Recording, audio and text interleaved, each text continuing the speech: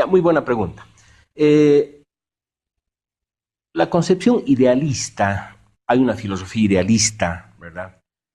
Y se puede diferenciar un idealismo objetivo de uno subjetivo, pero generalizando, el idealista, especialmente el idealista objetivo lógico, te dice que, por ejemplo, la mesa no existe, ¿verdad? Allá afuera, fuera de mi conciencia, sino que es una construcción lógica.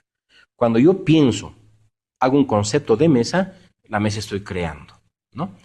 Eh, inclusive el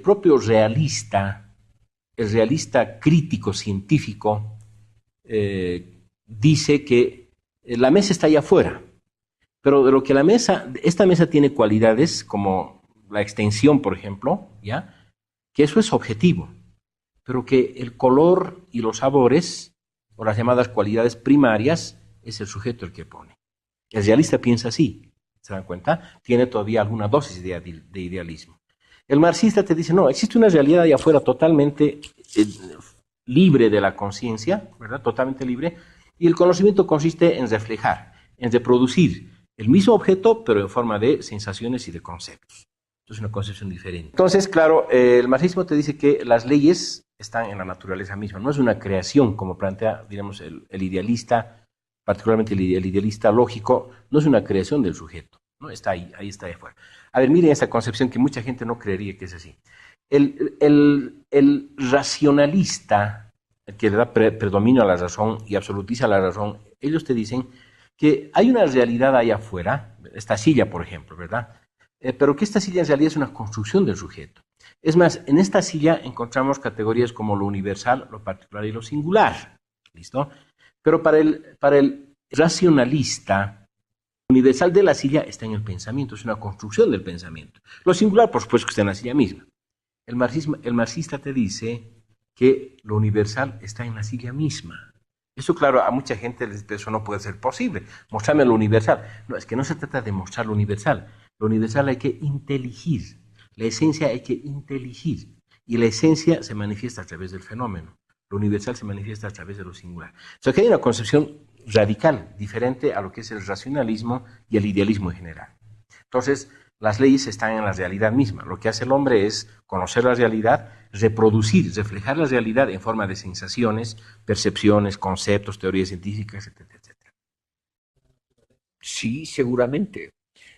Los gatos son más desarrollados que los batracios y estos más desarrollados que las amebas. Seguramente hay un orden. Pero usted me ha preguntado mi opinión, no la opinión de la naturaleza misma, de la cual yo no puedo saber, así que yo le puedo hablar solamente desde mi versión y visión del problema, y yo creo que hay un cierto orden.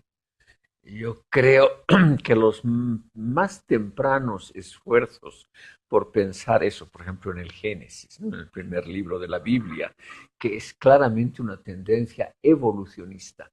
Dios creó primero el mundo, separó las tinieblas de la luz, luego creó a los peces y así sucesivamente hasta terminar con el ser humano. Yo creo que eso muestra desde muy temprano que nosotros hemos pensado con tendencias evolucionistas. Entonces me acoplo a esa opinión general que ve un cierto desarrollo en la historia, en la naturaleza, en todo. Nosotros, por ejemplo, hoy pensamos de otra manera, me imagino mucho más compleja que en épocas anteriores. Es decir, yo me imagino, pudiendo equivocarme, que hay una evolución en muchos aspectos de la vida natural y social. Ese es un problema epistemológico porque podríamos dividir, ¿no? Leyes en las cosas o leyes objetivas y leyes en el cerebro o en la mente del ser humano. Entonces, habría que preguntarse qué relación existe entre las leyes que supuestamente están allá afuera y las leyes que están formuladas en el cerebro o en la mente de los científicos, incluso las personas cotidianas. Y la respuesta es bastante compleja, ¿no? El cerebro, la mente nuestra copia las leyes que están allá afuera. El cerebro y la mente nuestra coloca de su propia concepción, es decir, ya comenzando por el lenguaje, la formulación de las leyes en términos lingüísticos, en términos de fórmulas matemáticas, físicas, etcétera, ya es una contribución nuestra acerca de lo que está allá afuera, porque lo que está allá afuera no está expresado en lenguaje formal o en el lenguaje natural, y nosotros tenemos que colocar los números, las palabras, las oraciones, el contexto o el cotexto, podríamos decir, de las leyes, lo cual indica nomás que hay cierta, eh, lo que decía Kant, ¿no? Lo dado y lo puesto, lo dado puede estar ahí, pero yo estoy colocando algo de mi parte como ser humano para la comprensión de esas leyes. Bueno, yo pienso como Popper que hay tres mundos, ¿no? El mundo uno, que es el mundo de los acontecimientos físicos y de los procesos fácticos, es decir, relacionados con lo que pasa, con los facta, ¿no? Los hechos. Hay un mundo dos, que es el mundo de la conciencia, que es el mundo en el que se perciben esos hechos, el mundo de la conciencia cognoscente, y que es individual, pero que también se da a nivel colectivo, es decir, la conciencia como la posibilidad de registrar, captar, aprender esos fenómenos y de percibirlos, por supuesto. Y el mundo 3, que es el mundo de las leyes, de las regularidades construidas por la conciencia y que se refieren al mundo 1. Entonces, la teoría de los tres mundos de Popper me parece sumamente sólida para diferenciar lo que son los hechos, lo que es la conciencia y lo que son las leyes científicas. Sí, cuando el campesino siembra papa, pone semillas de papa, sabe que le va a salir papa, no le van a salir hamburguesas ni canguros, ¿verdad? Hay una lógica en la naturaleza. Yo creo que sí, porque así como están las cosas, sobre todo comparando muchas culturas y muchos pensamientos, yo he llegado a la conclusión de que hay en la naturaleza, hay en la realidad un orden, ¿no? Eso que los científicos han dicho desde hace mucho tiempo atrás, ¿no es cierto?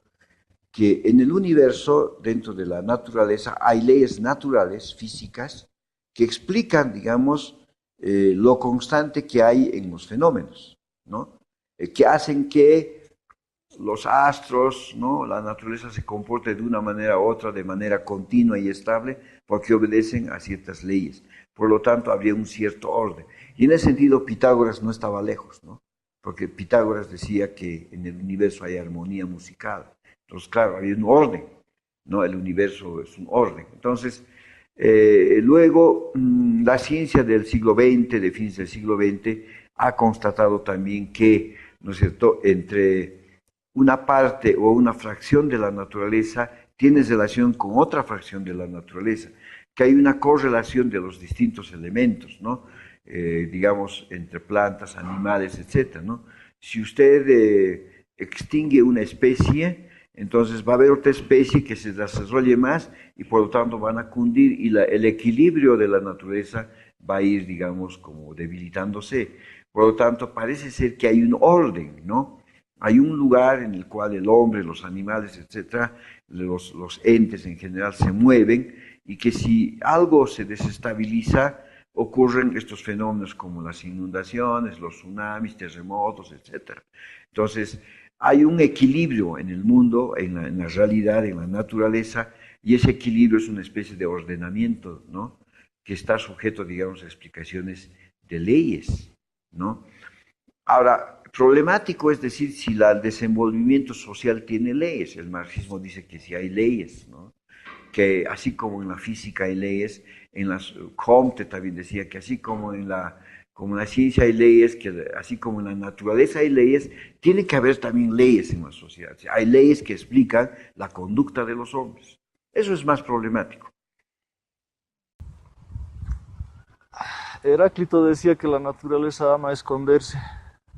A primera vista parecería que no hubiera, pero Posteriormente, buscando, las ciencias tratan de encontrar leyes, la filosofía se mueve a través de principios que son casi sinónimos de leyes, incluso la religión habla de leyes, incluso el arte habla de cánones. Pienso que sí, hasta cierto punto hay una regularidad dentro de la naturaleza. Deben haber ciertas variables, ciertos comportamientos, ciertas áreas que tal vez escapen a el regulamiento a partir de leyes. El ser tiene muchas manifestaciones, el ser es la diferencia del no ser, la diferencia de la diferencia, el ser es la identidad. Pero luego, justamente, el ser, si es identidad, bueno, es la negación de la negación, y es por lo tanto el infinito. Y la negación de la negación también es el uno, ¿no? El famoso uno de la filosofía griega, etc. Y bueno, explico también filosofía oriental, el famoso uno de la filosofía oriental. Si es uno, entonces tendrá que ser pues la razón suficiente del principio de razón suficiente. ¿Correcto? Insisto en que muchos filósofos se burlan del principio de razón suficiente, pero eso es un tanto adolescente, ¿no? Para burlarse hay que razonar y hay que usar el principio. Entonces, ahí está. Yo me refiero primeramente a que hay, digamos, un ordenamiento, hay un orden, hay una especie de armonía entre los entes, ¿no es cierto?, reales de los cuales estamos rodeados, y los entes que están más allá, digamos, de la estratosfera. Hay un orden, es decir, el universo en general se explica a través de leyes, y esas leyes son constantes, y esas leyes son inamovibles, se cumplen, sí o sí, quiera o no quiera el ser humano. En la sociedad es más difícil, ¿no? Entonces, algunos filósofos han tratado de encontrar leyes en la sociedad, ¿no? O sea, leyes que determinan el comportamiento de los hombres. O sea, no me estoy refiriendo a las leyes jurídicas, digamos, ¿no? A la ley jurídica, sino hay leyes de la sociedad que explican la conducta de los hombres dentro de la sociedad, ¿no? Eso es más discutible, eso es más discutible. La significación es humana. Bueno, podríamos pensar en un tiempo, si seguimos a Foucault, por ejemplo, donde muestra cómo hasta fines del Renacimiento efectivamente se concebía que la naturaleza tenía una significación intrínseca, ¿no? O sea, no había una separación entre palabras y cosas, ya, por decirlo de alguna forma.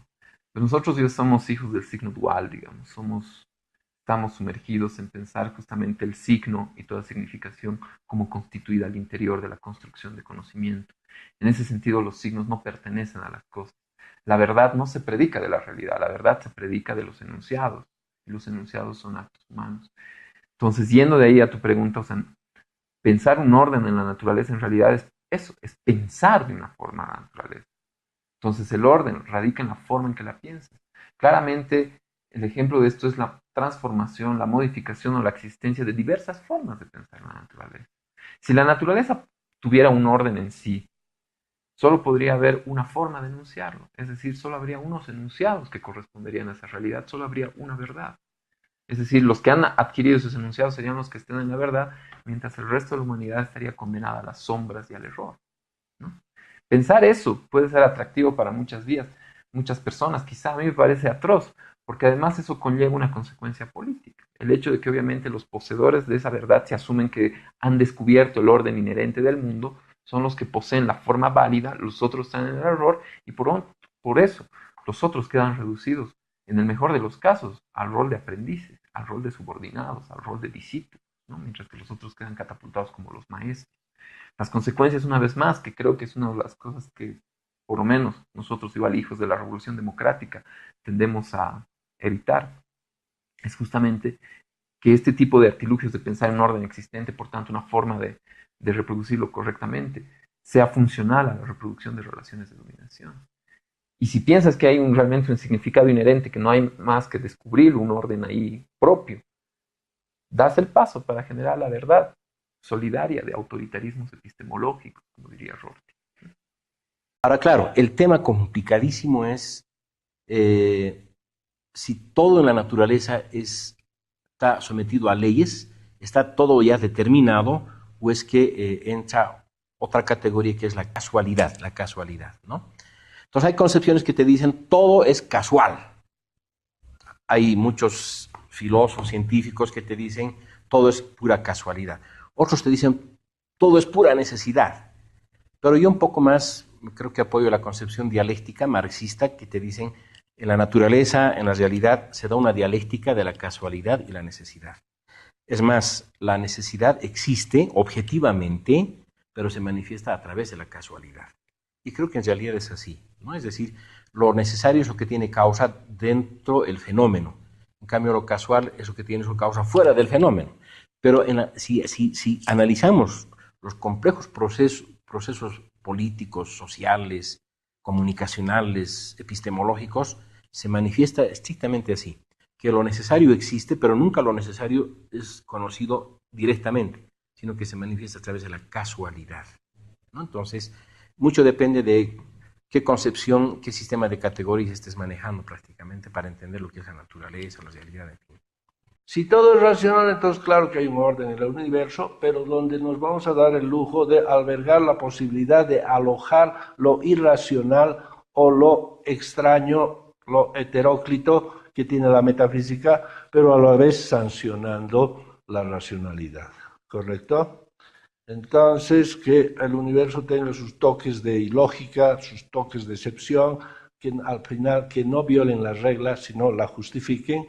Ese es el buen programa de la filosofía. Ahora, desde otro punto de vista,